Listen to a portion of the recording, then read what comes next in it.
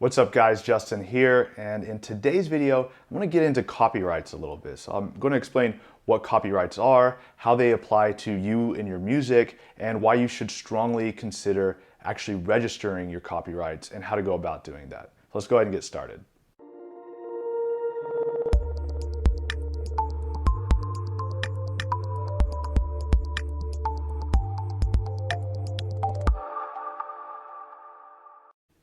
All right, so what is a copyright? A copyright is actually a law that protects some type of creative work that is expressed in a tangible medium. So, for example, if you're an author, you're writing a book, as soon as you write those words on a page, those words that have been written down are now protected by copyright law. The same if you're a songwriter. So if you write down the lyrics or the music to a song, then that song is now protected. You own that copyright. When you record a sound recording, so you go into the studio, you record a track, now that is protected by copyright law. So if you come up with a song and you have the idea in your head, or maybe you sing it, but you don't actually write it down or record it, then that's not yet protected by copyright law because it's not expressed in a tangible medium where you can share it. Like if it's on a piece of paper, you can share it. If it's on a CD, you can share it.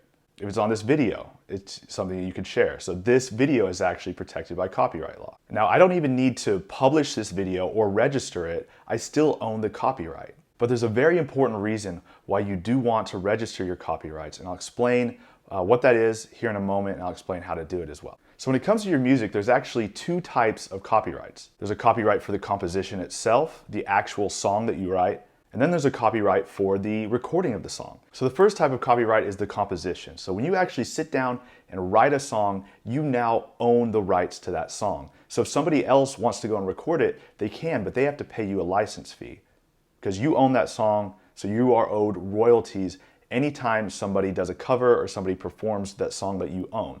So if you're an independent artist, any songs that you write, if you're not under contract with anybody, then you own the rights to all of those songs. Now, a lot of times it'll be the case for songwriters where you sign a publishing deal with a publishing company, and depending on the terms of your contract, either the publishing company now owns the song after you write it because they're paying you for it, or maybe there's a split where you guys both own it, or maybe you own all the rights and they're just gonna help you license it out. So that all will vary depending on what your contract's like. But if you don't have a publishing deal and you're not under any type of contract, then you just automatically own the rights to all of your songs. Now there's a second type of copyright, and that's the actual recording. So if you go into the studio and record that song, now that's a separate copyright that protects the sound recording. And then if you were to go to a bar or a club and record the live version of that song, then now that's another copyright that protects that specific sound recording.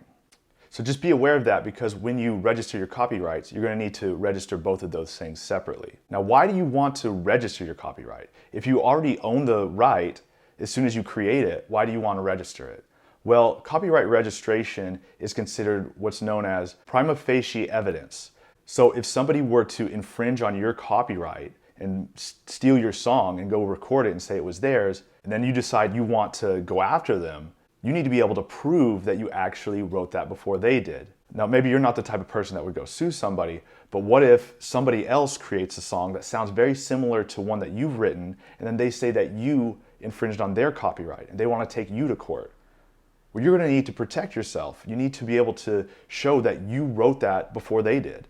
The best way to do that is if you have a copyright registration, because you can show the court, you can show the judge, look, this is the date that I registered this copyright on, and then it becomes the responsibility of the other party to prove that they created that song before you registered it. So if somebody were to try to sue you and say that you stole their song and they have a registration, a copyright registration, then it's your responsibility to prove that you created that song before they did. But if you've registered your copyright and that predates theirs, if your copyright registration is before they created their song, before they registered it, then you automatically are seen as having created it first. And then it becomes their responsibility to prove that they actually wrote the song first. And if they can't do it, you win. So that's why it's so important to actually register your copyright. Now, one of the main reasons why a lot of artists don't register all their music is because they think that it's too expensive.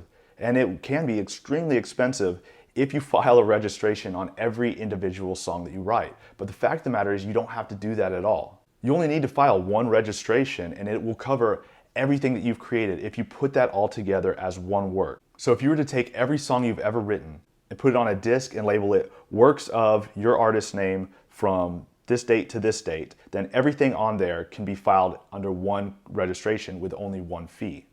So in the United States, it's something like $35, I think, to register your copyright. But for that one $35 fee, you can have all of your works that you've ever written up to this date covered. Of course, once you file that registration, in the future, any other songs that you write, you'll have to register them as well. All right, and typically you only have to register your copyright in your own country. Now, there is no real international copyright law, but most countries respect the copyright laws of other countries. So more often than not, it's the case that if you live in the US and you register your copyright in the United States, then somebody in the UK infringes on that copyright. The laws in the UK still respect the rights in the United States. So your copyright registration is still valid. So more often than not, you really just have to register your copyright in your own country and you should be fine. So if you live in the United States, you'll want to go to copyright.gov.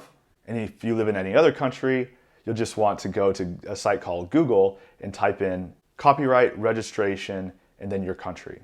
And the very first result that shows up should be the appropriate website to file your copyright registration. All right, so make sure that you're registering your copyright so that you can protect yourself and so that you can prove that you own a song if somebody's infringing on your copyright, and you can make sure that you're getting paid.